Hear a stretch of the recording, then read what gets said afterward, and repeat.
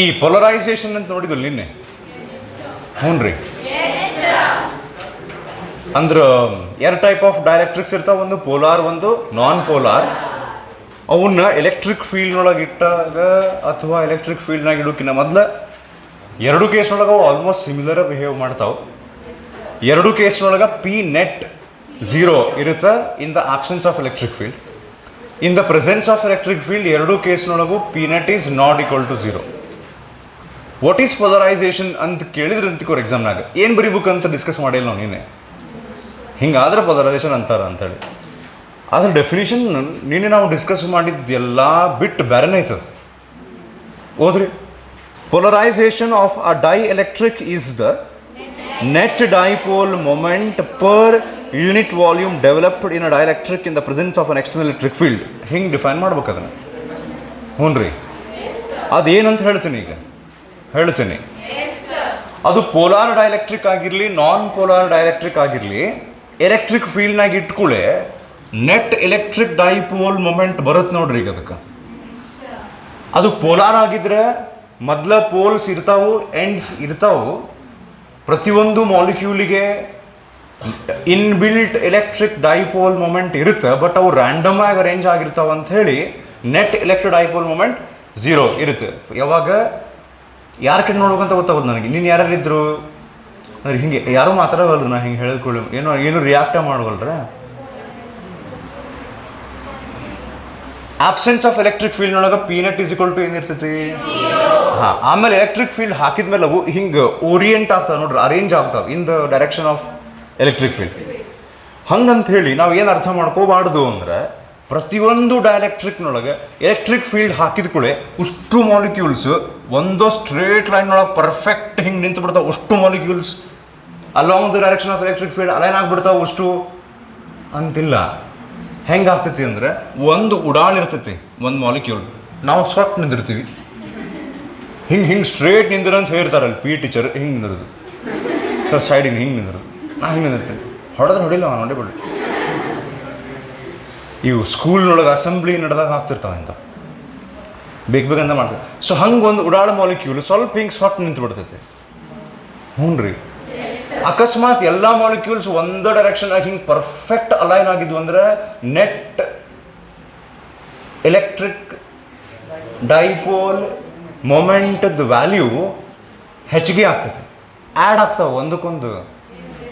ನನ್ನ ಹಣೆ ಬಾರ ಇವು ಎಲೆಕ್ಟ್ರಿಕ್ ಡೈಪೋಲ್ ಮೊಮೆಂಟ್ ಇರ್ತಾವ್ರೆ ಅಷ್ಟಕ್ಕೂ. ಇದಕ್ಕೊಂದು 2aq, ಇದಕ್ಕೊಂದು 2aq. ನಿನ್ನಿದ್ದವ್ರ ಮಾತಾಡ್ರಿ ಹೋಗ್ಲಿ. ಹಾಂ, ಇವು ಇಷ್ಟು ಪರ್ಫೆಕ್ಟ್ ಒಂದು ಡೈರೆಕ್ಷನ್ ಆಗಿ ಈಗ ಇವು ಎರಡು ಅಲೈನ್ ಆಗ್ಯಾವ ನೋಡ್ರಿ, ಎಕ್ಸಾಕ್ಟ್ ಸೇಮ್ ಅಲೈನ್ ಆಗ್ಯಾವ. ಅವಾಗ ಇದು ಆ್ಯಡ್ ಆಗ್ತಾವ. ಈಗ ಇಲೆಕ್ಟ್ರಿಕ್ ಡೈಪೋಲ್ ಮೊಮೆಂಟದ SI ಯೂನಿಟ್ ಹೇಳ್ರಿ. ತಡ್ರಿ ಸರ, ಒಂದು ನಿಮಿಷ, ಸ್ವಲ್ಪ ಇಲ್ಲಿಗೆ ಹೋಗ್ರಿ ಸರ್. ನೀವು coulomb metre, coulomb per metre ಅಲ್ಲ, ಇದರದ್ದು ಫಾರ್ಮುಲಾ ಗೊತ್ತಿಲ್ವಾ? 2aq. 2a ಅಂದ್ರೇನು? ಡಿಸ್ಟೆನ್ಸ್, ಲೆಂತ್, ಮೀಟರ್ ಅದ್ರದ್ದು ಯೂನಿಟ್. Charge coulomb metre. ಈಗ ಲೈಕ್ ಇದು 5 ಕೂಲಂಬ್ ಮೀಟರ್ ಐತಿ. ಈ ಮಾಲಿಕ್ಯೂಲ್ದ ಇಲೆಕ್ಟ್ರಿಕ್ ಡೈಪೋಲ್ ಮೊಮೆಂಟ್ ಇದ್ರದ್ದು 6 ಕೂಲಂಬ್ ಮೀಟರ್ ಇತ್ತಂತಿಕೋರಿ. ಇದ್ರದ್ದು 8 ಕೂಲಂಬ್ ಮೀಟರ್ ಐತೆ ಅಂತಿಕೋರಿ. ಈಗ ಇನ್ನೊಂದು ಮಾಲಿಕ್ಯೂಲ್ ತಗೋಣ, ಇದ್ರದ್ದು 4 ಕೂಲಂಬ್ ಮೀಟರ್ ಐತೆ ಅಂತಿಕೋರಿ. ಸರ ಮುಂದೆ ಹೇಳ್ರಿ. ನೆಟ್ ಎಲೆಕ್ಟ್ರಿಕ್ ಡೈಪೋಲ್ ಮೊಮೆಂಟ್ ಎಷ್ಟಾಗ್ತದೆ ಅಂತ ಹೇಳಿದಾಗ 5 + 6 11 ಅನ್ಬೋದನ್ನು ನಾನು ಅನ್ಬಹುದು. ಅವು ಎರಡು ಸೇಮ್ ಡೈರೆಕ್ಷನ್ ಆಗದಾವ ಈ ಕೇಸ್ನಾಗ, ಈ ಡೈಗ್ರಾಮ್ನಾಗ. ಹಂಗೆ ಅನ್ಸರ್ ಜನರಲಿ ಇರ್ಲಿಕ್ಕಿಲ್ಲಲ್ಲ, ನಾವು ಹಂಗೆ ಅನ್ನಕತ್ತಿದ್ವಿ. ಓಕೆ, ಇವೆರಡು ಸೇಮ್ ಅದಾವ ನೋಡ್ರಿ. 7 ಎಷ್ಟು? 5 + 6 16 ಹೇಳ್ರಿ ಹೋಲಿ. ಈ ಟಾಪಿಕ್ ಏನಂತ ಗೊತ್ತಾಗೋಲ್ಲ ಅಂದ್ರೆ ನಿನ್ನೆ ಆಪ್ಷನ್ ಇದ್ದವ್ರಿಗೆ 5 + 6 ಹೇಳ್ರಿ ಹೋಲಿ. 11 ಸರ್. ಹಾಂ, ಮುಂದೆ ಆ 11ಗೆ ಇದು 4 ಆ್ಯಡ್ ಆಗ್ತೈತಿ, ಸೇಮ್ ಡೈರೆಕ್ಷನ್ ಆಗೈತಿ. ಇದು ಎಷ್ಟಾಯ್ತು? Very good. ಆ 15ಗೆ ಈ 8 ಕಂಪ್ಲೀಟ್ಲಿ ಆ್ಯಡ್ ಆಗಂಗಿಲ್ಲ, ಸ್ವಲ್ಪ ಸೊಟ್ಟೈತಿದೆ. 5 ಇದರಾಗಿ 8 ನೋಡೋಕ್ಕಿಂತ ಬರೀ ಒಂದು 5 ಆ್ಯಡ್ ಆಗಿ 20 coulomb metre is P net ಅಂತ ಆಗುತ್ತೆ. ನಾನು ಏನು ಹೇಳಕ್ಕೆ ಟ್ರೈ ಮಾಡಾಕತ್ತೀನಿ ಅಂದ್ರೆ, ಯಾವುದೋ ಒಂದು ಡೈಎಲೆಕ್ಟ್ರಿಕ್ಕನ್ನು ತೊಗೊಂಡು ಹೋಗಿ ನೀವು ಎಲೆಕ್ಟ್ರಿಕ್ ಫೀಲ್ಡ್ನಾಗ ಇಟ್ಕೊಳ್ಳೆ ಹಿಂಗೆ ಪರ್ಫೆಕ್ಟ್ ಅಲ್ಲನಾಗಿ ಬಿಡಂಗಿಲ್ಲ, ಅವು ಸೊಟ ಕುಂದಿರ್ತಾವೆ ಒಂದು ಸ್ವಲ್ಪ. ಅವಾಗ ಅಂದ್ರೆ ಏನು ಹೇಳಕ್ಕೆ ಟ್ರೈ ಮಾಡಾಕತ್ತೀನಿ, ಪೀನೆಟ್ ವ್ಯಾಲ್ಯೂ ಇಷ್ಟ ಬರ್ತೈತೆ ಅಂತ ಹೇಳಕ್ಕೆ ಬರಂಗಿಲ್ಲ. It changes from dielectric to dielectric. ಅಳಬೇಕು ನಗಬೇಕು ಗೊತ್ತಾಗಲ್ಲ ನಂಗೆ. ಹಾಂ, ಈಗ ಅವು ಸೊಟ್ಟ ಇದ್ದಿದ್ದು ಹಿಂಗೆ ಅರೇಂಜ್ ನಿನ್ನ ಕಲ್ತದ್ದು ನೆನಪೈತೇನ? ಹಾಂ, ಹಿಂಗೆ ಸೊಟ್ಟ ಆಗಿದ್ದು ಅರೇಂಜ್ ಆಗ್ತಾವಲ್ಲ, ಅವು ಅರೇಂಜ್ ಆದಮೇಲೆ ಒಂದು ಪೀನೆಟ್ ವ್ಯಾಲ್ಯೂ ಬರ್ತದಲ್ಲ, ಆ ಪೀನೆಟ್ ವ್ಯಾಲ್ಯೂವನ್ನು ಕ್ಯಾಲ್ಕುಲೇಟ್ ಮಾಡಿ ಡಿವೈಡೆಡ್ ಬೈ ಆ ಡೈ ಎಲೆಕ್ಟ್ರಿಕ್. ಇದಕ್ಕೊಂದು ಎಕ್ಸಾಂಪಲ್ ತೊಗೊಂಡಿದ್ವಿ ನೋಡ್ರಿ ನಾವು. ಲೆಟ್ ದಿಸ್ ಬಿ HCl ಅಂತ. That was in case of polar dielectric. ಹ್ಞೂ ರೀ. ಅವಾಗ ಇವಿಷ್ಟರದು ಪೀನೆಟ್ ನೀವು ಕ್ಯಾಲ್ಕುಲೇಟ್ ಮಾಡಿ ಇದಕ್ಕೆ ಡಿವೈಡೆಡ್ ಬೈ ವಾಲ್ಯೂಮ್. ಇದೊಂಥರ ಇದು ಇದ್ದಂಗಿತ್ತು ಅಂತ ತಿಕ್ಕೋರಿ, ಕ್ಯೂಬ್ ಗತೆ ಇದ್ದಂಗಿತ್ತು ಅಂತ ತಿಕ್ಕೋರಿ. ಅವಾಗ L cube length each side raise to 3 ಮಾಡಿದ್ರೆ ಏನು ಸಿಗ್ತೈತಿ? ಅಥವಾ ಕ್ಯೂಬಾಯ್ಡ್ ಇತ್ತು ಅಂತ ತಿಕ್ಕೋರಿ, ಪರ್ಫೆಕ್ಟ್ ಕ್ಯೂಬ್ ಇಲ್ಲ, length into breadth into height ಮಾಡಿದ್ರೆ ಅದ್ರದ್ದು ಇದು ಸಿಗ್ತದೆ. ಹಾಂ, net electric dipole moment divided by volume is the measurement of polarisation ಅಥವಾ ಪೊಲರೈಸೇಷನ್. ಅಂದ್ರೆ ಪೋಲರೈಸೇಷನ್ ಅಂದ್ರೇನು? ಪೋಲ್ಸ್ ಬರೋ ಹಂಗೆ ಮಾಡೋದು. ಪೋಲಾರ್ ಡೈ ಎಲೆಕ್ಟ್ರಿಕ್ಸ್ನೊಳಗೆ, ಯಾವುದ್ರೊಳಗೆ? ಪೋಲಾರ್ ಡೈ ಎಲೆಕ್ಟ್ರಿಕ್ಸ್ನೊಳಗೆ ಪೋಲ್ಸ್ ಇರ್ತಾವ, ಇದ್ರೂ ಇಲ್ಲಾರ್ದಂಗೆ ಇರ್ತೈತೆ ಅದು, ಯಾಕಂದ್ರೆ ಅವು ರ್ಯಾಂಡಮ್ ಇರ್ತಾವೆ. ನಾನ್ ಪೋಲಾರ್ನಾಗ ಪೋಲ್ಸ್ ಇರಂಗಿಲ್ಲ, ಪೋಲ್ಸ್ ಜನ್ರೇಟ್ ಮಾಡ್ತೀವಿ ನಾವು ಜಗ್ ಎಲೆಕ್ಟ್ರಿಕ್ ಫೀಲ್ಡ್ ಹಾಕಿ. ಒಟ್ಟು ಎರಡೂ ಕಡೆ ಅವು ಹಿಂಗೆ ಸಪ್ರೇಟ್ ಆಗಿ ಹಿಂಗೆ ಅರೇಂಜ್ ಆದ ಕೂಡ ಪೋಲರೈಸೇಷನ್ ಆತು ಅಂತೀವಿ ನಾವು. ಪೋಲರೈಸೇಷನ್ ಆತ ಎಷ್ಟಾತು ಅಂತ ಕೇಳಿದ್ರಂದ್ರೆ ಇಷ್ಟಾತು ಅಂತ ಹೇಳ್ಬೇಕು. ಎಷ್ಟು? ಇಷ್ಟು. P net divided by volume. So polarization of a dielectric is defined as, if ಈ ಫಾರ್ಮುಲಾನ ಡೆಫಿನಿಷನ್ ಮಾಡಿಟ್ಬಿಟ್ರ, ಆ ಫಾರ್ಮುಲಾನ ವಾಕ್ಯದ ರೂಪದಲ್ಲಿ ಬರೆದು ಬಿಟ್ರೆ ಅದ ಡೆಫಿನಿಷನ್. ವಾಕ್ಯ ಅಂದ್ರೆ ಗೊತ್ತಾಗುತ್ತಿಲ್ರಿ? ಹಾಂ, ಪುಣ್ಯ. So definition of polarization is net electric dipole moment per unit volume. So ಹಂಗಂದ್ರೆ ಈ ಪೊಲರೈಸೇಷನ್ SI ಯೂನಿಟ್. ಲೈಕ್ ಹೆಂಗೆ ನೀವು coulomb metre is the SI unit of electric dipole moment ಅಂತ ಹೇಳಿದ್ರಲ್ಲ, ಹಂಗೆ ಪೊಲರೈಸೇಷನ್ ಅದು SI ಯೂನಿಟ್ ನೋಡೋಣ ನಾವು. ನೋಡ್ರಿ ಸರ್ ನೀವು ಇದ್ರದ್ದೇನು? Coulomb metre. ಸೆಂಟಿಮೀಟರ್ ಅಲ್ಲ ಇದು? ಸೆಂಟಿಮೀಟರ್ನಾಗ ನಾವು C ಮತ್ತು M ಸ್ಮಾಲ್ ಬರಿತೀವಿ, ಇದು ಹಿಂಗೆ ಬರಿತೀವಿ. ಅನ್ಫಾರ್ಚುನೇಟ್ಲಿ ಎರಡು ನೋಡೋಕೆ ಸೇಮೇ ಇರ್ತಾವೆ ಅವು ಬರೀಬೇಕಾರೆ. ಈಗ R ಅಂತ ಬರೆದ್ರೆ ಇವೆರಡು ಬೇರೆ ಬೇರೆ ಇರ್ತಾವೆ, ಗೊತ್ತಾಗುತ್ತೆ ಕ್ಯಾಪಿಟಲ್ ಸ್ಮಾಲ್. ಹಂಗಂದ್ರೆ ಸರ್, ಹಾಂ, ವಾಲ್ಯೂಮದ ಯೂನಿಟ್ ಮೀಟರ್ ಕ್ಯೂಬ್, ಹೌದಾ? ಸೊ ಇದ್ರೊಳಗೆ 1 ಮೀಟರ್ ಕ್ಯಾನ್ಸಲ್ ಆಗಿ ಈ ಮೀಟರ್ ಸ್ಕ್ವೇರ್ ಏನು ಉಳಿತೈತೆ ಅದು ಮೇಲ್ಗಡೆ ಬಂದು coulomb per metre square is the SI unit of. ಹಂಗೆ ಇಷ್ಟ ಆತು. ಈಗ ನಾವು ಕೆಪಾಸಿಟರ್ಸ್ ಕಡೆ ಹೋಗೋಣ. ಕೆಪಾಸಿಟರ್ಸ್ ಆರ್, ನಿನ್ನೆ ಹೇಳಿದ್ದೆ ಒಂದು ಮಾತು ಹೇಳಿದ್ದೆ. ಮತ್ತು ಕೆಪಾಸಿಟರ್ಸ್ ಅನ್ನೋದು ಡಿವೈಸಸ್, ಅವು ಚಾರ್ಜನ್ನು ಸ್ಟೋರ್ ಮಾಡೋಕ್ಕೆ ಯೂಸ್ ಮಾಡ್ತೀವಿ. ಏನು ಸ್ಟೋರ್ ಮಾಡೋಕ್ಕೆ? ಚಾರ್ಜ್ ಸ್ಟೋರ್ ಮಾಡೋಕ್ಕೆ. ಸೊ ಈಗ ಚಾರ್ಜನ್ನ ಸ್ಟೋರ್ ಮಾಡೋಕ್ಕೆ ಯೂಸ್ ಮಾಡುವಂಥ ಡಿವೈಸಸ್ಸಿಗೆ ಕೆಪಾಸಿಟರ್ ಅಂತಾರೆ. ಈಗ ಅದಕ್ಕೊಂದು ಯೂನಿಟ್ ಇರ್ಬೇಕಲ್ಲ ಮೆಷರ್ ಮಾಡೋಕ್ಕೆ. ಈಗ ನಮ್ಮ ಕಡೆ 2 ಕೆಪಾಸಿಟರ್ ಅದಾವ ಅಂತಿಕೋರಿ, ಇಲ್ಲೊಂದು. ಹಾಂ, 2 ಕೆಪಾಸಿಟರ್ ಅದ ಅಂತಿಕೋರಿ ನಮ್ಮ ಕಡೆ. ಇದ್ರೊಳಗೆ ಯಾವುದು ಚಲೋ ಕೆಪಾಸಿಟರ್? ಇದು ಸರ್ ಹೊಸದೈತಿ, ಇದು ಮತ್ತು ಮ್ಯಾಗ್ನೆಟಿಕ್ ಐತೆ ಸರ್. ಇದು ಹಣೆ ಬಾರ, ಅದು ಡಸ್ಟರ್ದು ಬಂದಾಗ ಮಾತು ಬೇರೆ. ಕೆಪಾಸಿಟರ್ಸ್ ಒಳಗೆ ವಿಚ್ ಈಸ್ ಬೆಟರ್ ಅಂತ ಕ್ವಶನ್ ಬಂದರೆ ಸರ್ ಸಿಂಪಲ್ ರೀ.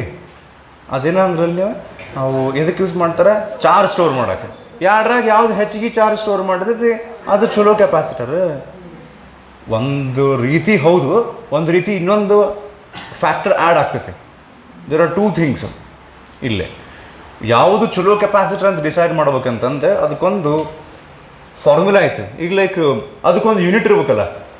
ಈಗ ಇದಕ್ಕೊಂದು ಕೆಪಾಸಿಟಿ ಐತಿ ಚಾರ್ಜನ್ನು ಸ್ಟೋರ್ ಮಾಡಕ್ಕೆ ಅಂದ್ಕೂಡ ಅದನ್ನು ಮೆಷರ್ ಮಾಡಕ್ಕೆ ಒಂದು ಯೂನಿಟ್ ಬೇಕಲ್ಲ, ಎಷ್ಟು ಕೆಪಾಸಿಟಿ ಐತೆ ಹಂಗಾರ ಅಂತ ಹೇಳಿ ಅದ್ರದ್ದು ಯೂನಿಟ್ ಹೆಸರು ಕೊಟ್ಟಿರ್ತಾರೆ ನೋಡ್ರಲ್ಲಿ ಹುಡುಕ್ರಿ.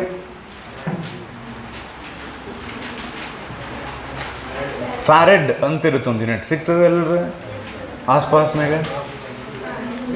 ಐತಿ ಫ್ಯಾರೆಡ್. ಹಾಂ, ಸೊ ಈಗ ಇದಕ್ಕೆ ಕೆಪಾಸಿಟರಿಗೆ ಸಮಥಿಂಗ್ ಕಾಲ್ಡ್ ಆಸ್ ಕೆಪಾಸಿಟನ್ಸ್ ಅಂತ ಇರ್ತೈತೆ. So what is capacitance of a capacitor ಅಂದ್ರೆ the capacity of a capacitor to store charges is its capacitance. Capacitance ಈಗ ಹಾಂ capacity of the capacitor to store charge. Capacitor ಅಂದ್ರೆ device like remote, mobile, ಹಂಗೆ ಇದು ಒಂದು device. ಯಾವುದು? ಹಾಂ, ಅಲ್ಲ, ಅದು ಪ್ರತಿ ಕಡೆ ಹಂಗೆ ಎಲ್ಲ ಅಲ್ಲೂ ಹಂಗೆ ಮಾಡ್ತಿರ್ತಾರೆ. ಅದು ನಿನ್ನೆ ವಿಡಿಯೋ ಒಳಗೆ ಅಂದಿದ್ದು ನೋಡಿ, ಅದು ಮೋಸ್ಟ್ಲಿ ಬಂದಿರ್ಬೇಕು. ಫ್ರೀ ಎಲೆಕ್ಟ್ರಾನ್ ಅಂದ ಫ್ರೀ ಎಲೆಕ್ಟ್ರಾನ್ಸ್ ಅನ್ನೋದು ಅದನ್ನು ಇದು ಪ್ರತಿ ಬ್ಯಾಚ್ನಾಗಿರಿ ಹಿಂಗೆ ಇರ್ತೈತಿ. ಒಟ್ಟು ಪ್ಲೂರಲ್ ಫಾರ್ಮ್ ಏನು ಹೇಳಿದರು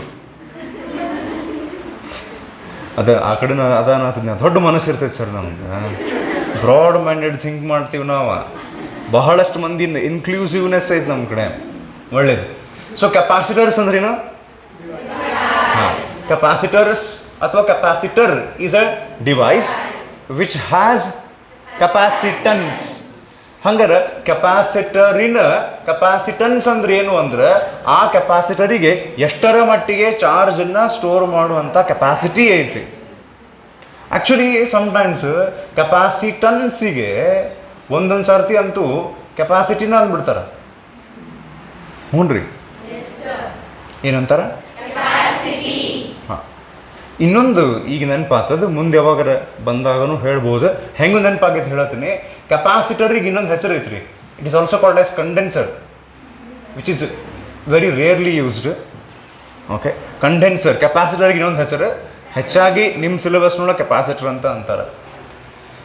ಸೊ ಕೆಪಾಸಿಟಿ ಇರ್ತದೆ ಹಂಗೆ ಇದಕ್ಕೊಂದು ಎಸ್ ಐ ಯೂನಿಟ್ಟು ಫಾರ್ಮುಲಾ ಏನಾರು ಇರ್ಬೇಕಲ್ಲ ಈಗ ಮೆಜರ್ ಮಾಡೋಕೆ, ಇದು ಚಲೋ ಕೆಪಾಸಿಟರ್ ಹೌದಾ ಅಲ್ಪ ಅಂಥೇಳಿ. ಸೊ ಅದಕ್ಕೆ ಫಾರ್ಮುಲಾ ಏನಂತ ಹೇಳ್ತೀನಿ, ಕೇಳ್ತೀರಿ? ಸೊ ಈ ಕೆಪಾಸಿಟನ್ಸ್ ಅಥವಾ ಕೆಪಾಸಿಟಿ ಅದರ ಸಿಂಬಾಲ್ ಸಿ. ಈಸಿ ಇದೆ. ಲೈಕ್ ನಾವು ಚಾರ್ಜಿಗೆ ಸಿಂಬಾಲ್ ಯೂಸ್ ಮಾಡ್ತೀವಿ ಕ್ಯೂ. ಹ್ಞೂ ರೀ, ಅದು ಬೇರೆ ಆಯ್ತು ನೋಡ್ರಿ. C for charge, Q for ಆಗಂಗಿಲ್ಲ, ಮ್ಯಾಚ್ ಆಗಂಗಿಲ್ಲ. ಬಟ್ ಇಲ್ಲಿ capacitance symbol C, like current symbol I, ಹಂಗೆ. ಸೊ ಕೆಪಾಸಿಟನ್ಸ್ ಹೆಂಗೆ ಮೆಜರ್ ಮಾಡಬೇಕು ಅಂತ ಅನ್ನೋದನ್ನು ಹೇಳ್ತೇನೆ. The formula to measure capacitance is how much charge the capacitor stores divided by its potential. Velocity alladu. Capacitance formula ಏನ್ರಿ? Charge divided by potential. V ಅಂದ್ರೆ potential. Potential ಯಾಕೆ ಬಂತಿಲ್ಲ? ಈ ಕೆಪಾಸಿಟರ್ ಏನೋ ಅಂದ್ರೆ ಸರ್ ನೀವು ಅದ್ರಾಗ ಏನೋ ಏನು ಮಾಡ್ತಾರೆ ಅಂತ ಏನಂದ್ರೆ ಚಾರ್ಜ್ ಸ್ಟೋರ್ ಮಾಡ್ತಾರೆ, ಅದಕ್ಕೆ ಕ್ಯೂ ಬಂದೈತಿ, ಒಪ್ಕೊಂತೀವಿ ನಾವು. ಇದ್ಯಾಕೆ ಬಂದು ಸುಡ್ಗಾಡು? ಇದ್ರ ಬಗ್ಗೆ ಹೇಳ್ತೀನಿ ಈಗ, ಕೇಳ್ತೀರಿ? ಇದನ್ನ ಅರ್ಥ ಮಾಡ್ಕೋಬೇಕಂತ ಸ್ವಲ್ಪ ಎಕ್ಸ್ಟ್ರಾ ಇದು ಬೇಕು, ಕಾನ್ಸಂಟ್ರೇಷನ್ ನಿಮ್ಮ ಕಡೆಯಿಂದ. ಮಾಡ್ತೀರಿ? ಸೊ ನಾವು ಒಂದು ಮೆಟಲ್ ಪ್ಲೇಟ್ ತೊಗೊತೀನಿ. ಮೆಟಲ್ ಪ್ಲೇಟ್ ಅಂದ್ರೆ ಈ ಶೇಪದ್ದು ಒಂದು ಐಯರ್ನದ್ದು ಬುಕ್ಕಲ್ಲ, ಹಿಂಗೆ ಇವು ಪೇಜ್ ಇರಂಗಿದ್ರಾಗ ಮೆಟಲ್ ಪ್ಲೇಟ್. ಹಾಂ, ಸೊ ಆ ಮೆಟಲ್ ಪ್ಲೇಟ್ ಅಥವಾ ರಾಡ್ ತಗೋರಿ ನಡೀತೈತಿ. ನಾನು ಆ ಮೆಟಲ್ ಪ್ಲೇಟನ್ನು ಹಿಂಗೆ ಡ್ರಾ ಮಾಡೋಂಗಿಲ್ಲ, ಹಿಂಗೆ ಡ್ರಾ ಮಾಡ್ತೀನಿ. ಹಿಂಗೆ ಡ್ರಾ ಮಾಡಿದ ಕೂಡ ಅದು ರಾಡ್ ಗತೆ ಕಾಣಿಸುತ್ತೆ, ಅದು ಆ್ಯಕ್ಚುಲಿ ಮೆಟಲ್ ಪ್ಲೇಟ್. ಅದು ಹಿಂಗನೇ ಇಡ್ಬೇಕಿಲ್ಲ, ಈಗ ರೀಸನ್ ಐತೆ, ಆಮೇಲೆ ನೋಡೋಣ. ಸೊ ಇದು ಮೆಟಲ್ ಪ್ಲೇಟಿಗೆ ಹ್ಞೂ ಅನ್ರಿ. ಇದನ್ನು ನಾವು ಇದ್ರ ಮೇಲೆ ಇದನ್ನು ಮಾಡ್ಕೊಂಡು ಹೋಗೋಣ. ಅಕ್ಕಿ ಕಾಳು ಹಾಕ್ತೀರೇನು ಸರಿ? ಅಕ್ಕಿ ಕಾಳು ಅಲ್ರಿ, ಚಾರ್ಜ್ ಸ್ಟೋರ್ ಮಾಡೋಣ. ಚಾರ್ಜ್ ಸ್ಟೋರ್ ಮಾಡ್ಕೊಂತ ಹೋಗಿ ಈ ಮೆಟಲ್ ಪ್ಲೇಟದ್ದು ಎಷ್ಟರ ಕೆಪಾಸಿಟನ್ಸ್ ಐತಿ ಅಂತ ನೋಡೇ ಬಿಡೋಣ. So let us store positive charge. ಗೊತ್ತೈತೆ, ನೀವು ಆಗಲೂ ಪಾಸಿಟಿವ್ ಅಂತ.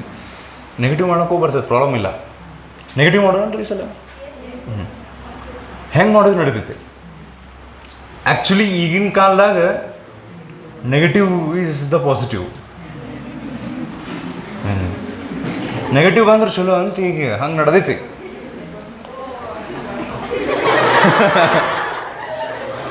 ಓಕೆ ಇರಲಿ, ವಾಪಸ್ ಬರೋಣ ಹೋಗಲಿ. ಆ್ಯಕ್ಚುಲಿ ನಾ ಅಂದ್ಕೊಂಡಿದ್ದೀನಿ ನಿಮ್ಮ ಜನ್ರೇಷನ್ ನಮ್ಗಿಂತ ಸ್ವಲ್ಪ ಫಾಸ್ಟ್ ಅಂತ. ಇಟ್ಸ್ ಓಕೆ ಇರಲಿ, ಹಂಗೇನಿಲ್ಲ ಸರ, ಇದೊಂದು ಸರ್ತಿ ಹಂಗಾಗೈತಿ. ಹಾಂ, ಸೊ ಈ ಮೆಟಲ್ ಪ್ಲೇಟ್ ಮೇಲೆ ನಾವು ಚಾರ್ಜ್ ಮಾಡ್ಕೊಂಡು ತಗೊಂಡು ಲೆಟ್ ಅಸ್ ಸೇ ನೆಗೆಟಿವ್ ಚಾರ್ಜ್. ಈಗ ಒಂದು ಮಾತು ನಿಮ್ಗೆ ನೆನಪಿತ್ತಲ್ಲ, ಪಾಸಿಟಿವ್ ಚಾರ್ಜ್ ಇದ್ರೆ ಅದಕ್ಕೆ ನಾವು ಹೈಯರ್ ಪೊಟೆನ್ಷಿಯಲ್ ಅಂತ ಕರಿತೀವಿ, ನೆಗೆಟಿವ್ ಚಾರ್ಜ್ ಅಂದರೆ ಲೋವರ್ ಪೊಟೆನ್ಷಿಯಲ್. ಅದನ್ನು ಬೇಕಾದ್ರೆ ಚೇಂಜ್ ಮಾಡ್ಬೋದು ಅಂತ ಹೇಳಿದ್ದು ನಾನು. ನೆಗೆಟಿವ್ ಅಂದ್ರೂ ಹೈಯರ್ ಅನ್ಕೋಬಹುದು. ಅಂದ್ರೆ ಇಲ್ಲಿ ನೀವು ಸೋರ್ಸ್ ಚಾರ್ಜನ್ನು ನೆಗೆಟಿವ್ ಇಟ್ಟು ಇಲ್ಲಿ ತೊಗೊಂಬರೋದನ್ನು ನೆಗೆಟಿವ್ ಚಾರ್ಜ್ ತರಕತ್ತಿದ್ದೀರಿ ಅಂದ್ರೆ ಹತ್ರ ಬಂದಂಗೆ ನೀವು ಜಾಸ್ತಿ ವರ್ಕ್ ಮಾಡಬೇಕು. ಅವಾಗ ನೆಗೆಟಿವ್ ಚಾರ್ಜ್ ಕಡೆ ಹೋದಂಗೆ ಹೈಯರ್ ಪೊಟೆನ್ಷಿಯಲ್ ಆಗ್ತದೆ. ಹೌದಿಲ್ರಿ? ಓಕೆ, ಈಗ ನಾನು ಏನು ಮಾಡ್ತೀನಿ, ಇದನ್ನು ಚಾರ್ಜ್ ಸ್ಟೋರ್ ಮಾಡ್ತೀನಿ. ಚಾರ್ಜ್ ಸ್ಟೋರ್ ಮಾಡ್ಬೇಕು ಕೆಪಾಸಿಟರ್ನಾಗ ಅಂದ್ರೆ ಪಾಸಿಟಿವ್ನ ಸ್ಟೋರ್ ಮಾಡಬೇಕು, ನೆಗೆಟಿವ್ನ ಸ್ಟೋರ್ ಮಾಡಬೇಕು ಅಂತೇನಿಲ್ಲ, ನಡೀತೈತಿ. ಹಾಂ, ಈಗ ನಾನು ಏನು ಮಾಡ್ತೀನಿ, ಇದ್ರ ಮೇಲೆ ನೆಗೆಟಿವ್ ಚಾರ್ಜನ್ನು ಸ್ಟೋರ್ ಮಾಡ್ಕೊಂತ ಅಂದ್ರೆ ಇದಕ್ಕೆ ಇದನ್ನು ಸಪ್ಲೈ ಮಾಡ್ತೀನಿ ನಾನು. ಅಲ್ರಿ ನೀವು ಸಿಲಿಯಾ ಬಾಲ್ಯಜೀವಿ ಒಳಗೆ ಬರ್ತಾವಲ್ಲವು, ಸುಡಪೊಡಿಯಾ ಸಿಲಿಯಾ ಅವಲ್ಲಿವು. ಇವು ಹಿಂಗೆ ಡ್ಯಾಶ್ ಮಾಡಿದ್ದೇನಿದು ಎಲೆಕ್ಟ್ರಾನ್ಸ್ ಅವು. ಇದ್ರ ಮೇಲೆ ನಾನು ನೆಗೆಟಿವ್ ಚಾರ್ಜ್ ಕೊಡ್ತೀನಿ ಅಂದ್ರೆ ಹೆಂಗೆ ಕೊಡ್ತೀನಿ? ಎಲೆಕ್ಟ್ರಾನ್ಸ್ ಸಪ್ಲೈ ಮಾಡ್ಬೇಕಿಲ್ಲ ಅದಕ್ಕೆ. ಹಾಂ, ಈಗ ನಾವೊಂದು ಕ್ವಶನ್ ಕೇಳಿದ್ದೀನಿ, ಕೇಳ್ರಿ ಸರ್. ಈಗ ನೀವು ಎಲೆಕ್ಟ್ರಾನ್ಸ್ದಾಗ ಸ್ಟೋರ್ ಮಾಡ್ಕೊಂತ ಹೋದಂಗೆ ಆ ಪ್ರಕ್ರಿಯೆ, ಆ the process of giving electrons, it goes on becoming easier. ಆ ಕೆಲಸ ಆಗುತ್ತಾ ಹೋಗುತ್ತೋ, ಕಠಿಣವಾಗುತ್ತಾ ಹೋಗುತ್ತೋ, ಅಥವಾ ಅದಕ್ಕೇನು ಸಂಬಂಧ? ಹಂಗೆ ಕೇಳ್ಬೇಕು ಕ್ವಶನ್ ಅಂತ ಅನ್ಸುತ್ತೆ. ಕಠಿಣ ಹಾಕೊಂತ ಡಿಫಿಕಲ್ಟ್ ಹಾಕೊಂತ ಹೋಗ್ತೈತಿ. ಇದಕ್ಕೆ ನೀವೇ ಅಂದ್ರಿಲ್ಲ ಸರ್? ಹಾಂ, ಹಂಗೆ ಶಾಣೆ ಇದ್ರಲ್ರಿ. ಅದಕ್ಕೆ ಅದ ಕರೆಕ್ಟ್, ಜನ್ರೇಷನ್ ಫಾಸ್ಟ್ ಐತಿ. ಸೊ ಈ ಎಲೆಕ್ಟ್ರಾನ್ಸ್ ನಾವು ಕೊಟ್ಕೊಂತ ಹೋದಂಗೆ ಮತ್ತು ಈಗ ಹೆಂಗೆ ಆಗ್ತದೆ ಗೊತ್ತ? ಈಗ ಆಲ್ರೆಡಿ ವರ್ಷಿನಿ ಇದ್ರಾಗ ಒಂದು 100 ಎಲೆಕ್ಟ್ರಾನ್ಸ್ ಅದಾವ ಅಂತಿಕೋರಿ. ಎಷ್ಟು? ಹಾಂ, ಆ 100 ಎಲೆಕ್ಟ್ರಾನ್ಸ್ ಬಂದಮೇಲೆ 101ನೇಯ ಎಲೆಕ್ಟ್ರಾನ್ ಕೊಡಕ್ಕೆ ಹೊಂಟಿವಿ ಅಂತಿಕೋರಿ. ಅದಕ್ಕೆ ಆ ಹೇರ್ ಕೊಟ್ಟಂಗೆ 101ನೇದು ಕೊಡಕತ್ತೀವಿ ಅಂತಿಕೋರಿ. ಇನ್ನು 1 ಎಲೆಕ್ಟ್ರಾನ್ ಕೊಡಕ್ಕೆ ಹೊಂಟಾಗ ಆಲ್ರೆಡಿ ಅಲ್ಲಿ ಏನು ಪ್ರೆಸೆಂಟ್ ಅದಾವಲ್ಲ 100 ಎಲೆಕ್ಟ್ರಾನ್ಸ್, ಈ ನೆಕ್ಸ್ಟ್ ಎಲೆಕ್ಟ್ರಾನನ್ನು ವೆಲ್ಕಮ್ ಮಾಡ್ತಾವ, ನಾವು ರಿಪೆಲ್ ಮಾಡ್ತಾವೆ. ಸೊ ನಾವು ಅರ್ಥ ಮಾಡ್ಕೋಬೇಕು, ಚಾರ್ಜ್ ಸ್ಟೋರ್ ಮಾಡಬೇಕು ಒಂದು ಮೆಟಲ್ ಪ್ಲೇಟ್ನಾಗ ಅಂತ ಹೇಳಿ ಎಷ್ಟು ಬೇಕಷ್ಟು ಚಾರ್ಜ್ ಸ್ಟೋರ್ ಮಾಡ್ಕೊತ ಹೋಗೋಕ್ಕೆ ಬರಂಗಿಲ್ಲ. As we go on storing charge, the process goes on becoming difficult. And ಒಂದು ಸಿಚುವೇಶನ್ ಹೆಂಗೆ ರೀಚ್ ಆಗ್ತೀವಿ ನಾವು ಅಂದ್ರೆ ಸ್ಯಾಚುರೇಷನ್ ರೀಚ್ ಆಗಿಬಿಡ್ತೈತಿ. ಇದ್ರೊಳಗೆ ಎಷ್ಟು ಎಲೆಕ್ಟ್ರಾನ್ಸ್ ನೀವು ಆಲ್ರೆಡಿ ಹಾಕ್ಬಿಟ್ರಿ ಅಂದ್ರೆ ಇನ್ನು 1 ಎಲೆಕ್ಟ್ರಾನ್ ಹಾಕಕ್ಕೆ ಸಾಧ್ಯನೇ ಇಲ್ಲ, ಅಷ್ಟರ ಮಟ್ಟಿಗೆ ರಿಪಲ್ಷನ್ ಆಗಿಬಿಡ್ತೈತಿ. ಹ್ಞೂ ರೀ.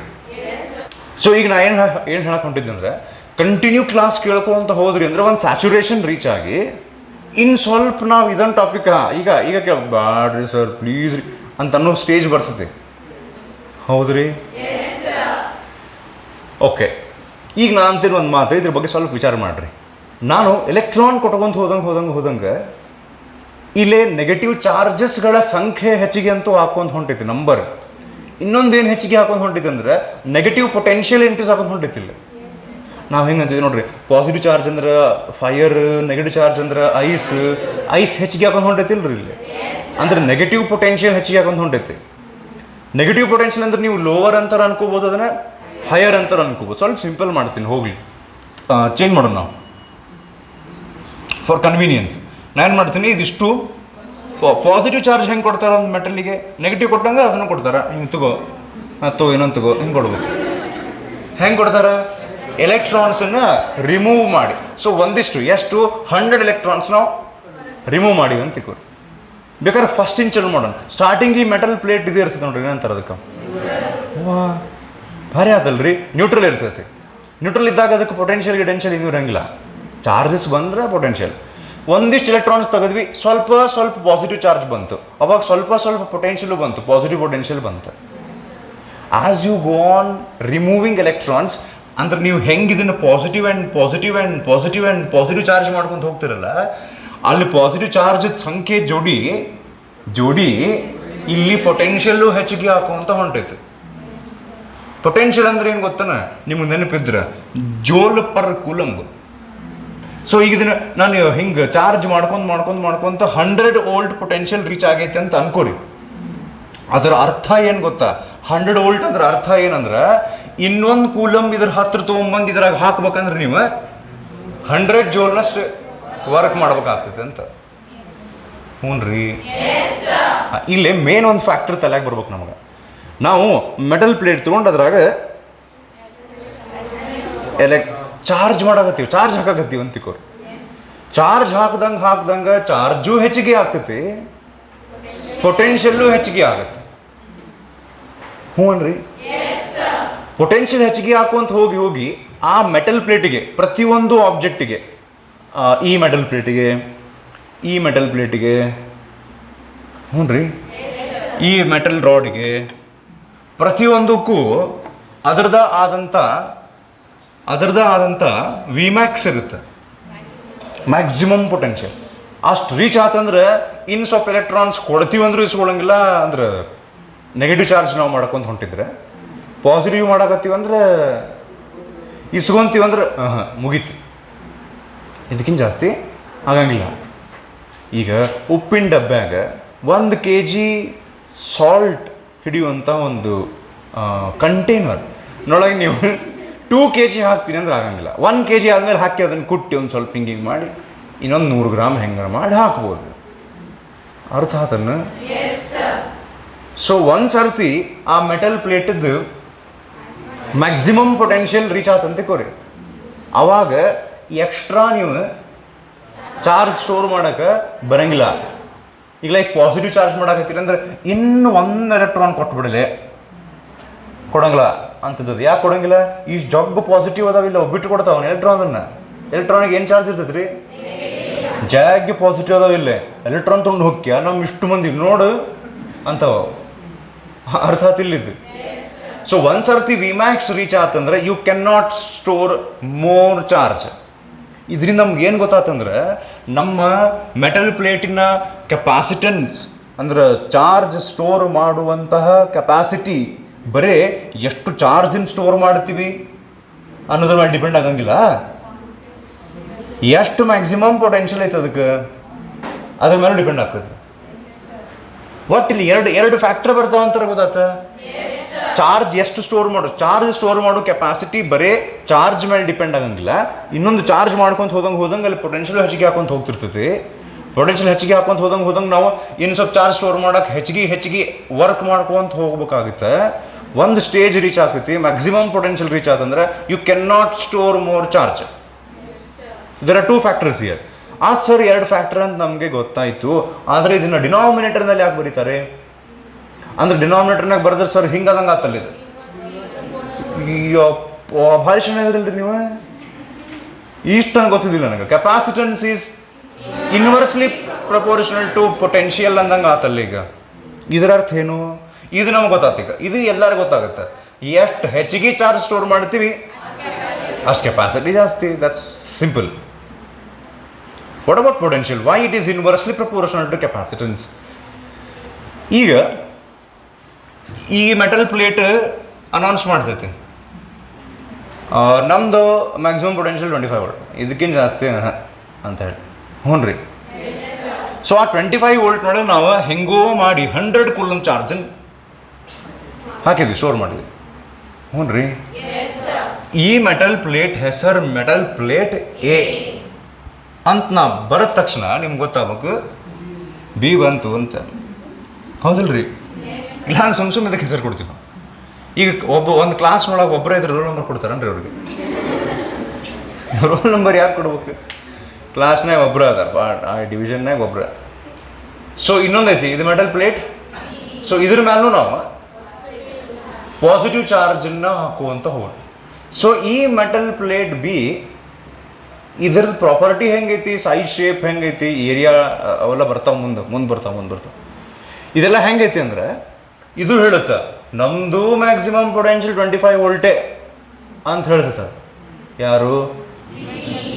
ಹಾಂ, ಮೆಟಲ್ ಪ್ಲೇಟ್ ಬಿ. ಇದಕ್ಕೆ ಡಿಫ್ರೆನ್ಸೇ ಉಳಿಲಿಲ್ಲ ಸರ್, ಮತ್ತೆ ಯಾಕೆ ಮೆಟಲ್ ಪ್ಲೇಟ್ ಬಿ ಅಂತ ತೊಗೊಂಡ್ರಿ? ನಾ ಏನಂತೇನೆ ಗೊತ್ತನ, ಇದು 25 ವೋಲ್ಟ್ನೊಳಗೆ ಇದು 200 ಕೂಲಮ್ ಚಾರ್ಜ್ ಸ್ಟೋರ್ ಮಾಡ್ಕೊಂತೈತೆ.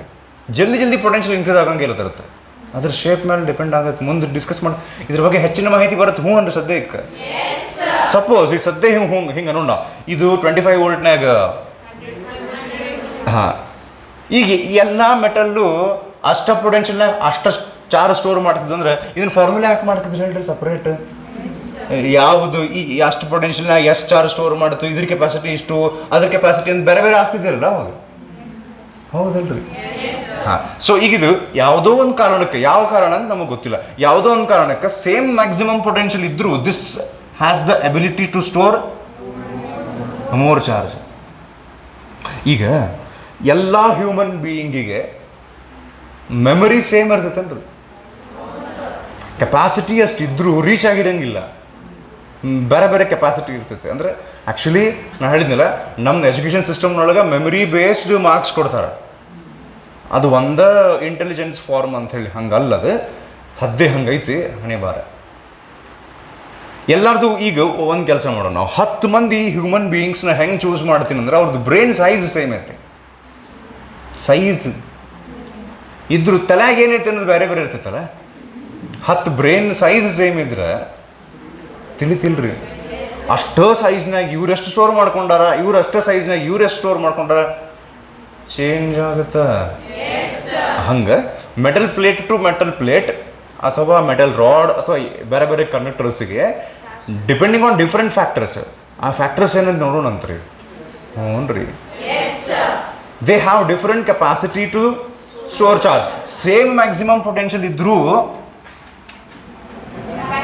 ಸ್ವಲ್ಪ ಜಾಸ್ತಿ ಚಾರ್ಜ್ ಸ್ಟೋರ್ ಮಾಡೋ ಕೆಪಾಸಿಟಿ ಐತೆ ಅಂತ ಕೊಡಿ.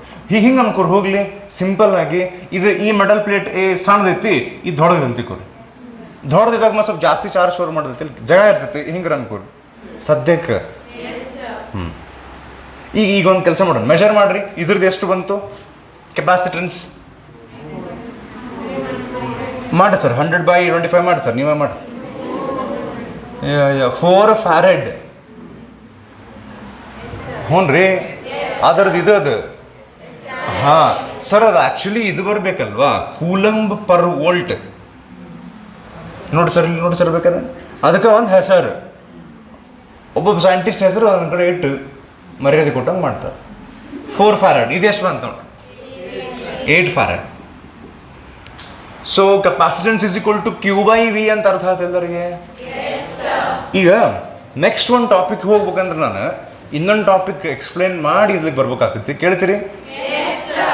ಕೇಳ್ಬೇಕು, ಏನು ಮಾಡಕ್ಕೆ. ಓಕೆ, ಈಗೊಂದು ಮೆಟಲ್ ಸ್ಪಿಯರ್ ತಗೊಳ್ಳೋಣ. ಏನು ತಗೊಂತೀರಿ? ಇದ್ರ ಮೇಲೆ ಅದಾವ ಅಂತ ತಿಕ್ಕೋರಿ. ಏನು ಒಂದಿಷ್ಟು ಚಾರ್ಜಸ್ ಅದಾವ. ಈಗ ಚಾರ್ಜ್ ಮಾಡ್ದಂಗೆ ಪೊಟೆನ್ಷಿಯಲ್ ಇನ್ಕ್ರೀಸ್ ಹಾಕೊಂಡು ಹೋಗ್ತೈತಿ. ಅಂದ್ರೆ ಎಷ್ಟು ಹೆಚ್ಚಿಗೆ ಪಾಸಿಟಿವ್ ಚಾರ್ಜ್ ಬರ್ತಾವೋ ಅಷ್ಟು ಹೈಯರ್ ಪೊಟೆನ್ಷಿಯಲ್. ಪಾಸಿಟಿವ್ ಚಾರ್ಜ್ ಅಂದ್ರೆ ಹೈಯರ್ ಪೊಟೆನ್ಷಿಯಲ್ ಹೆಚ್ಚಿಗೆ ಹಾಕೊಂತ ಹೋಗ್ತೈತಿ. ಹೌದ್ರಿ? ಅಂದ್ರೆ ಎಷ್ಟು ಹೆಚ್ಚಿಗೆ ಬೆಂಕಿ ಹಚ್ತೀವಿ ಅಷ್ಟು ಟೆಂಪ್ರೇಚರ್ ಹೆಚ್ಚಿಗೆ ಹಾಕೊಂತ ಹೋಗುತ್ತೆ. ಪೊಟೆನ್ಷಿಯಲ್ ಅಂತೂ ಹೆಚ್ಚಿಗೆ ಹಾಕೊಂತ ಹೋಗ್ತೀಗ. ಹಾಂ, ಈಗ ಇನ್ನೊಂದು ನಮಗೇನು ಗೊತ್ತಂದ್ರೆ ಸರ್ಫೇಸ್ ಮೇಲೆ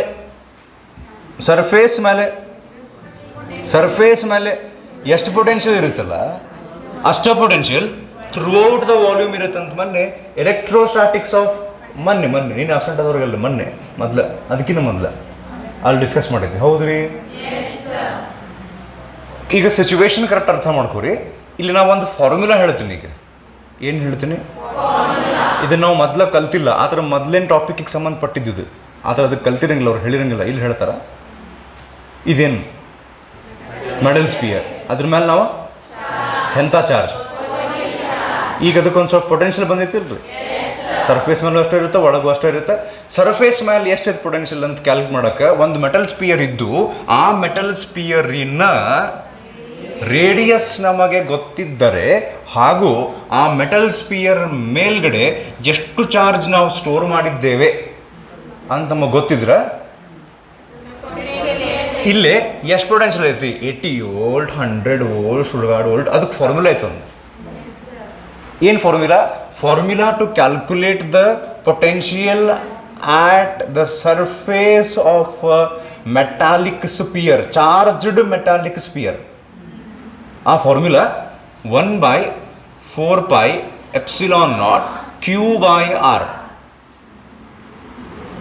ಇದು ನೋಡ್ದಂಗೆ ಐತೆ ಸರ್ ಇದು ಹೆಂಗಂದ್ರೆ ಸರ್ ಈಗ ನೋಡ್ರಿ ಒಂದು ಸಿಂಗಲ್ ಚಾರ್ಜ್ ಅನ್ಸಿಕೋರ್ ಇದರಿಂದ ಒಂದು ಪರ್ಟಿಕ್ಯುಲರ್ ಡಿಸ್ಟೆನ್ಸ್ ನೋಡೋಕೆ ಆ ಡಿಸ್ಟೆನ್ಸ್ ನೋಡೋಕೆ ಒಂದು ಪಾಯಿಂಟ್ ಪಿ ಇಲ್ಲಿ ಎಷ್ಟು ಪೊಟೆನ್ಷಿಯಲ್ ಅಂತ ಕೇಳಿ ಇದೇ ಫಾರ್ಮುಲಾ ಅಷ್ಟೇ ಸರ್ ನಾವು ಅದೇ ಇದು ಗೊತ್ತೈತೆ ನಮ್ಗೆ ಆದ್ರೆ ಇದು ಇಲ್ಲಿ ಯೂಸ್ ಮಾಡಿ ಹೋಗ್ತಾರ ಅಂತ ಗೊತ್ತಿದ್ದಿಲ್ಲ ಅಷ್ಟೇ ಹೌದಿಲ್ರಿ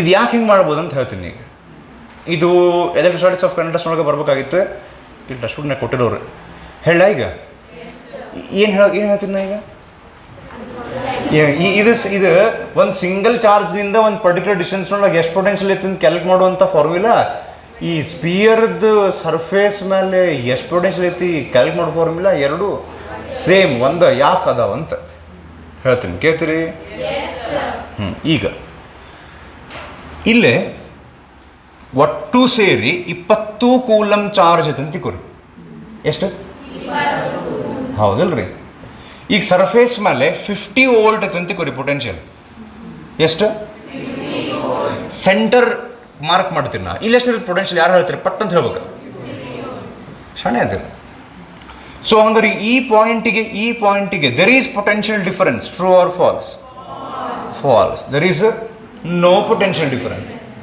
ಇಷ್ಟು ಗೊತ್ತೈತಿ ಈಗ ಸರ್ಫೇಸ್ ಮೇಲೆ ಟೋಟಲಿ ಎಷ್ಟು ಚಾರ್ಜ್ ಅದಾವ ಎಷ್ಟು ಅದಾವ 20 ಕೂಲಮ್ ನಾ ಏನು ಮಾಡ್ತೀನಿ ಈಗ ಇವಿಷ್ಟು ಚಾರ್ಜನ್ನು ಹಿಂಗೆ ತೊಗೊಂಡು ಹ್ಞೂ ರೀ ಹಿಂಗಿಷ್ಟು ತಡ್ರಿ ಒಂದು ನಿಮಿಷ ಹಿಂಗೆ ಇವಿಷ್ಟು ಚಾರ್ಜ್ ತೊಗೊಂಡು ಎಷ್ಟು ಚಾರ್ಜ್ ಐತಿ ಟೋಟಲ್ ಇದೆ 20 ಕೂಲಮ್ ಇವಿಷ್ಟು ಎಲ್ಲಿದ್ದು ಸರ್ಫೇಸ್ ಮೇಲೆ ಆ ಸರ್ಫೇಸ್ನಿಂದ ತೊಗೊಂಡು ಹೋಗಿ ಅವನು ಸೆಂಟರಿಗೆ ಮೂವ್ ಮಾಡ್ತೀನಿ ಹ್ಞೂ ರೀ ಓ ಇದು ಎಲ್ಲಿ ಮಿಸ್ ಹೊಡಿತು ಅಂತ ಈಗ ಗೊತ್ತಾಯ್ತು ನನಗೆ ಆಗಳಿಂದ ವಿಚಾರ ಮಾಡತ್ತೀನಿ ನಾ ಇದು ಮೊದಲೇ ಬಂದಿರ್ಬೇಕಾಗಿತ್ತಲ್ಲ ಅಂಥೇಳಿ ಇದು ಎಲ್ಲಿ ಹೋಗೈತಿ ಅಂದ್ರೆ electric charges and fields first chapter ಮುಂದೆ ಸರ್ ಅದರೊಳಗೆ ಲಾಸ್ಟ್ ಒಂದು ಡೆರಿವೇಷನ್ ಇತ್ತು third derivation based on Gauss theorem ಅದು ಸಿಲೆಬಸ್ನಾಗ ತೆಗ್ದಾರ ಅಲ್ಲೇ ಒಂದು ಫ್ಯಾಕ್ಟ್ ಬರ್ತೈತಿ ಏನಂದ್ರೆ ಇಲ್ಲಿ ಹೇಳ್ತೀನಿ ನೋಡ್ರಿ ಸದ್ಯ ಟೋಟಲ್ ಸರ್ಫೇಸ್ ಮೇಲೆ ಎಷ್ಟಿತ್ತು 20 ಕೂಲಮ್ ಚಾರ್ಜ್ ಇತ್ತಿಲ್ರಿ ನಾವು ಇಷ್ಟು ಕಲೆಕ್ಟ್ ಮಾಡಿ ಅಂತ ತೊಗೊಂಡು ಹೋಗಿ ಎಲ್ಲಿಟ್ಟಿನಿ ಸೆಂಟರ್ನೊಳಗೆ ಆ ಡೆರಿವೇಷನ್ನಾಗ ನಾವು ಪ್ರೂವ್ ಮಾಡ್ತೀವಿ ಮೆಟಾಲಿಕ್ ಸ್ಪಿಯರ್ ಇದ್ದಾಗ ಸರ್ಫೇಸ್ ಮ್ಯಾಗಿರೋಂಥ ಚಾರ್ಜನ್ನು ಬೇಕಂದ್ರೆ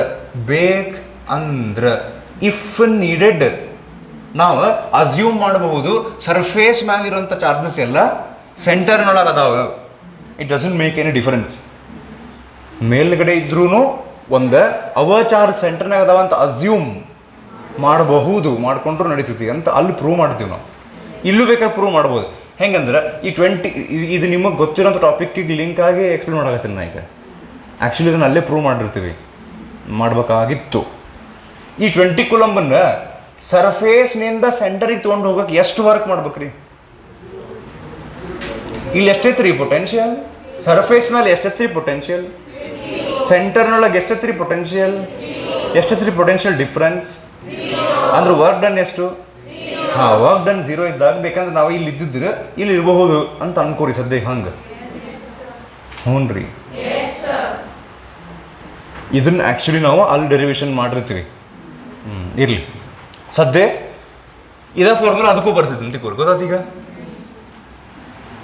ಈ ಸದ್ಯ ಸಾಕು ಈಗ ಈ ಮೆಟಾಲಿಕ್ ಸ್ಪಿಯರ್ ಐತಲ್ಲ ಆಗಲೇ ನಾನೊಂದು ಮೆಟಲ್ ಪ್ಲೇಟ್ ತೊಗೊಂಡು ಇಲ್ಲಿಟ್ಟು ಅದ್ರ ಮೇಲೆ ಚಾರ್ಜ್ ಹಾಕಿ ಅದ್ರ ಕೆಪಾಸಿಟನ್ಸ್ ಕ್ಯಾಲ್ಕುಲೇಟ್ ಮಾಡಿದ್ವಲ್ಲ ಏನು ತೊಗೊಂಡಿದ್ವಿ ಮೆಟಾಲಿಕ್ ಪ್ಲೇಟ್ ಆ ಮೆಟಾಲಿಕ್ ಪ್ಲೇಟ್ ಬದಲಿ ಈ ಮೆಟಾಲಿಕ್ ಸ್ಪಿಯರ್ ತೊಗೊಂಡು ಇದ್ರ ಮೇಲೆ ಚಾರ್ಜ್ ಹಾಕುವಂತ ಹೋಗುದು ಇದು ಅದರದ್ದು ಇದು ಮುಟ್ಟು ತನಕ ಸ್ಯಾಚುರೇಷನ್ ಅನ್ನಬಾರ್ದು ಅದಕ್ಕೆ ಸ್ಯಾಚುರೇಷನ್ ಹೌದು ಅದರದ್ದು ಮ್ಯಾಕ್ಸಿಮಮ್ ಪೊಟೆನ್ಷಿಯಲ್ ಅಂತ ಇರುತ್ತೆ ಸಾಕು ಅಂತಾರೆ ಅಲ್ಲ ಇದು ಮೆಟಲ್ ಸ್ಪಿಯರ್ ಹಂಗೆ ಅಂತೈತಿ ಮ್ಯಾಕ್ಸಿಮಮ್ ಪೊಟೆನ್ಷಿಯಲ್ ರೀಚ್ ಆತು ಇನ್ನು ನೀನು ಚಾರ್ಜ್ ಸ್ಟೋರ್ ಮಾಡೋಕೆ ಬರೋಂಗಿಲ್ಲ ಅಲ್ಲಿ ತನಕ ನಾವಿದನ್ನು ಚಾರ್ಜ್ ಸ್ಟೋರ್ ಮಾಡೋಣ್ರಿ ಮಾಡಿ ನಾವು ಒಂದು ಫಾರ್ಮುಲಾ ಡಿರೈವ್ ಮಾಡ್ತೀವಿ.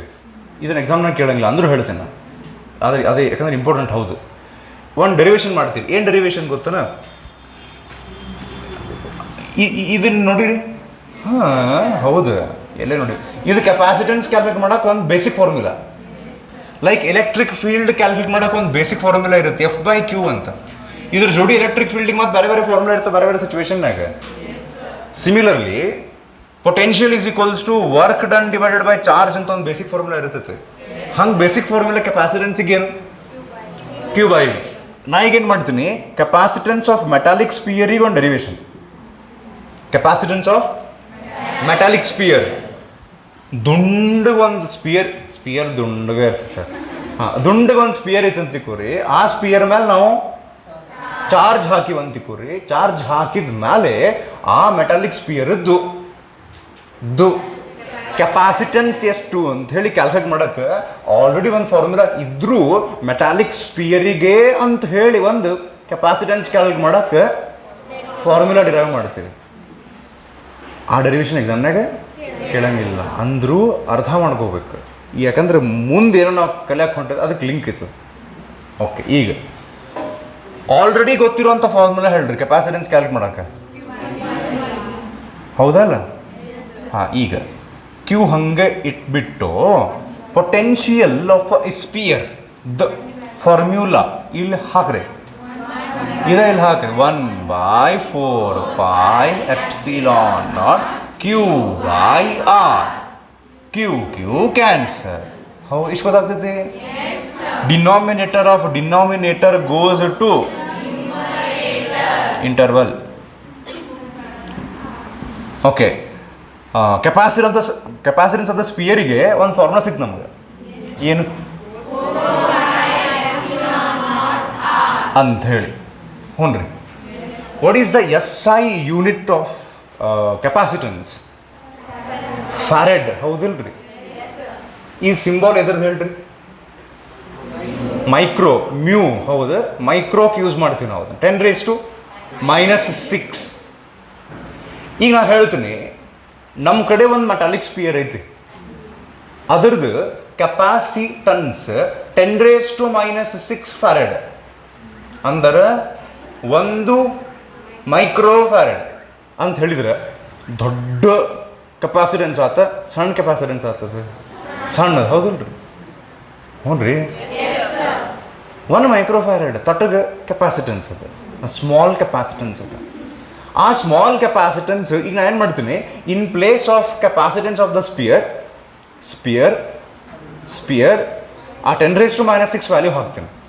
ಎದಕ್ಕಂದ್ರೆ ನನಗೆ 10⁻⁻⁶ farad just 1 micro farad capacitance ಇರುವಂಥ ಒಂದು ಮೆಟಾಲಿಕ್ ಸ್ಪಿಯರ್ ಇತ್ತಂದ್ರೆ ಅದ್ರದ್ದು ರೇಡಿಯಸ್ ಎಷ್ಟಿರಬೇಕು ಅಂತ ಹೇಳಿ ಕ್ಯಾಲ್ಕುಲೇಟ್ ಮಾಡ್ಬೇಕು ಈಗ.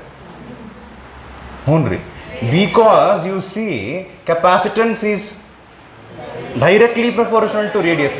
ಆ ಮೆಟಾಲಿಕ್ ಸ್ಪಿಯರಿನ ರೇಡಿಯಸ್ ಎಷ್ಟು ದೊಡ್ಡದಾಗಿರ್ತದೆ ಅಷ್ಟು ಅದರ ಕೆಪಾಸಿಟೆನ್ಸ್ ಜಾಸ್ತಿ ಇರ್ತದೆ ಅಂತ ಫಾರ್ಮುಲಾ ಹೇಳ್ತದೆ. ಈಗ ನಾವೇನು ಮಾಡೋಣ ಗೊತ್ತನ, ಬರೀ 1 ಮೈಕ್ರೋ ಫ್ಯಾರೆಡ್ ಕೆಪಾಸಿಟೆನ್ಸ್ ಸಾಕು. ಆ 1 ಮೈಕ್ರೋ ಫ್ಯಾರೆಡ್ ಕೆಪಾಸಿಟೆನ್ಸಿಗೆ ಎಷ್ಟು ರೇಡಿಯಸ್ ಇರಬೇಕಾಗತ್ತೆ ಅಂತ ಕ್ಯಾಲ್ಕುಲೇಟ್ ಮಾಡೋಣ.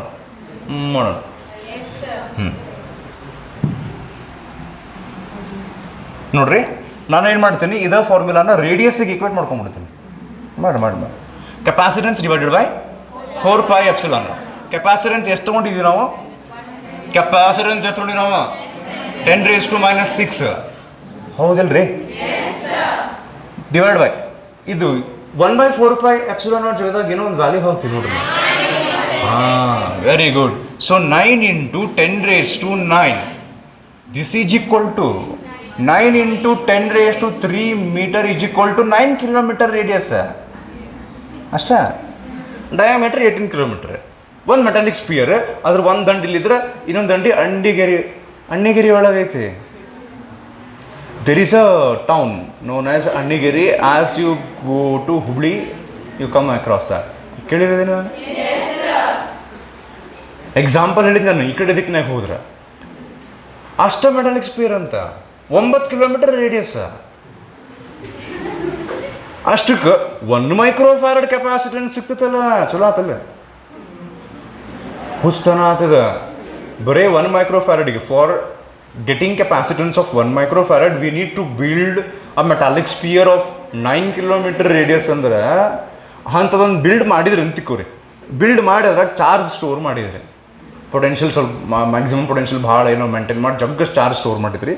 ಅದರಿಂದ ಗದಗಿಗೆ ಕರೆಂಟ್ ಸಪ್ಲೈ ಮಾಡೋಣ ನಾವು. ಅದ್ರಾಗ ಚಾರ್ಜ್ ಸ್ಟೋರ್ ಮಾಡಿವಲ್ಲ ನಾವೀಗ, ಆ ಮೆಟಾಲಿಕ್ ಸ್ಪಿಯರ್ನಾಗ ಚಾರ್ಜ್ ಸ್ಟೋರ್ ಮಾಡಿವಲ್ಲ, ಅದನ್ನು ಕರೆಂಟ್ ಸಪ್ಲೈ ಮಾಡಿ ಒಂದು ಬಲ್ಬ್ ಕೊಡೋಣ ಅಂತ. LED ಬಲ್ಬ್ ಸಣ್ಣದೊಂದು ಇಷ್ಟ ಅದು ಸ್ಟೋರ್ ಮಾಡಿದ್ದು ನೀವು ಸಪ್ಲೈ ಮಾಡಿದ್ರೆ ಪಕ್ಕ ಹೋಗ್ಬಿಡು, ಆಫ್ ಆಗ್ಬಿಡ್ತದೆ, ಮುಗಿತ. ಇಷ್ಟಕ್ಕೆ 9 ಕಿಲೋಮೀಟರ್ ರೇಡಿಯಸ್ದು ಮೆಟಾಲಿಕ್ ಸ್ಪಿಯರ್ ಡಿಸೈನ್ ಮಾಡಿ ಮ್ಯಾನುಫ್ಯಾಕ್ಚರ್ ಮಾಡೋದು ಏನು ಶಾಣತನ ಅಂತ ಹುಸ್ತನ ಅದಲ್ಲ ರೀ. ಹಾಂ, ಈಗ ಮೆಟಾಲಿಕ್ ಸ್ಪಿಯರ್ ನಾ ಏನು ಎಕ್ಸಾಂಪಲ್ ತೊಗೊಂಡಿಲ್ಲ, ಇದಕ್ಕೆ ನಾನು ಕಂಡಕ್ಟರ್ ಅನ್ಬೋದನ್ನೇ. Metallic sphere is a conductor. ಇದು formula capacitance of a sphere ಅನ್ನೋ ಬದಲಿನ ಏನಂತೀನಿ ಈಗ, ಕೆಪಾಸಿಟೆನ್ಸ್ ಆಫ್ ಅ ಕಂಡಕ್ಟರ್. ಬರೇ ಒಂದು ಕಂಡಕ್ಟರ್ ತಗೊಂಡ್ರೆ ಜಾಸ್ತಿ ಚಾರ್ಜ್ ಸ್ಟೋರ್ ಮಾಡಕ್ಕೆ ಬರಂಗಿಲ್ಲ ಅಂತ ಗೊತ್ತಾತೀಗ. ಇದರಿಂದ 9 ಕಿಲೋಮೀಟರ್ ರೇಡಿಯಸ್ ಮಾಡ್ಕೊಂಡು ಆದರೂ ಅಷ್ಟು ಮಾಡಿದರೂ ಕಡಿಮೆ ಚಾರ್ಜ್ ಸ್ಟೋರ್ ಮಾಡ್ತೈತಿ. ಅಂದ್ರೆ ಕಂಡಕ್ಟರ್ ಮೇಲೆ ಹೆಚ್ಚಿಗೆ ಚಾರ್ಜ್ ಸ್ಟೋರ್ ಮಾಡೋಕ್ಕೆ ಆಗಂಗಿಲ್ಲ. ಅದಕ್ಕೆ ಕಂಡಕ್ಟರ್ ಬದಲಿ ಕೆಪಾಸಿಟರ್ ಅಂತ ತೊಗೊಂಡ್ಬರ್ತಾರ. ನಮ್ಮ ಹೀರೋ ಬಂದೇಲಿ ಇನ್ನೂ ಸೀನ್ನಾಗ, ಹೀರೋಯಿನ್ ಬಂದೇಲಿ ಇನ್ನೂ ಸೀನ್ನಾಗ, ತಿಳಿತೇನ್ರಿ? ಕೆಪಾಸಿಟರ್ ಇನ್ನೂ ಬಂದೇ ಇಲ್ಲ. ನಾವು ಇಷ್ಟ ತನಕ ಏನು ಮಾಡಿದ್ವಿ, ಬಿಲ್ಡಪ್ ಕೊಟ್ಟಿವಿ ಬರೇ.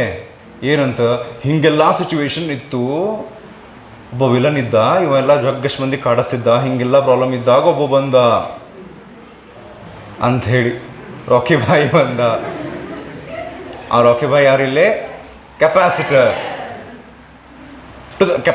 ಟು ದ ರೆಸ್ಕ್ಯೂ ಅಂತ ಹೇಳಿ ಬರ್ಸತಿ. ಈಗ ಬಂದು ಎಕ್ಸ್ಪ್ಲೇನ್ ಮಾಡಿದೆ, ಯಾಕೆ ಚಿಂತೆ ಮಾಡ್ತೀರಿ, ನಾನಿರುವುದೇ ನಿಮಗಾಗಿ ಅಂಥೇಳಿ. ಅದು ಬಂದು ಹೇಳಿದೆ, ಕಡಿಮೆ ಸೈಜ್ನೊಳಗೆ ಜಗ್ ಚಾರ್ಜ್ ಸ್ಟೋರ್ ಮಾಡಬೇಕಾ, ನಾ ಇದ್ದೀನಿ, ನಾ ಹೋಗ್ತೀನಿ. ಹಾಂ, ಅದು ನಾ ಇದ್ದೀನಿ ಅಂತ ಅದು ಹೇಳ್ತಿತ್ತು, ನಾ ಹೊಂಟೇನೆ ಅಂತ ನಾ ಹೇಳತ್ತೀನಿ. ಯಾವುದು? ಕೆಪಾಸಿಟರ್. ಸೊ ಕೆಪಾಸಿಟರಿಂದ ನೀಡ್ ಐತೆ ಅಂತ ಗೊತ್ತ ನಮಗೀಗ. ಕೆಪಾಸಿಟರಿನ ಅವಶ್ಯಕತೆ ಐತಿ.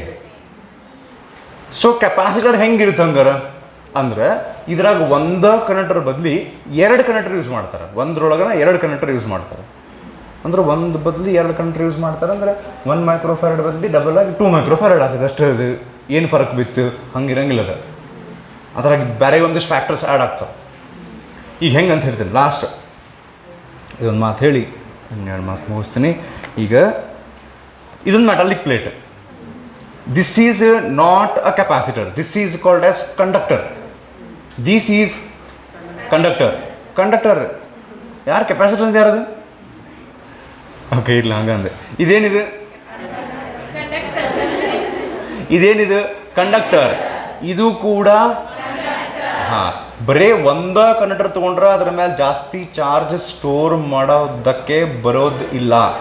ಅದಕ್ಕೇನು ಮಾಡ್ತಾರೆ, 2 ತೊಗೊಂಡು ಆಜು ಬಾಜು ಇಟ್ಟು ಏನೋ ಮಾಡ್ತಾರೆ. ಅವಾಗ ಜಗ್ಗು ಚಾರ್ಜ್ ಸ್ಟೋರ್ ಆಗೋದು ಬಿಡೋದು ಅದರೊಳಗೆ. ಅದೇನು ಅಂಥೇಳಿ ಮುಂದಿನ ಸಂಚಿಕೆಯಲ್ಲಿ ಕಂಟಿನ್ಯೂ ಮಾಡೋಣ. ಧನ್ಯವಾದ.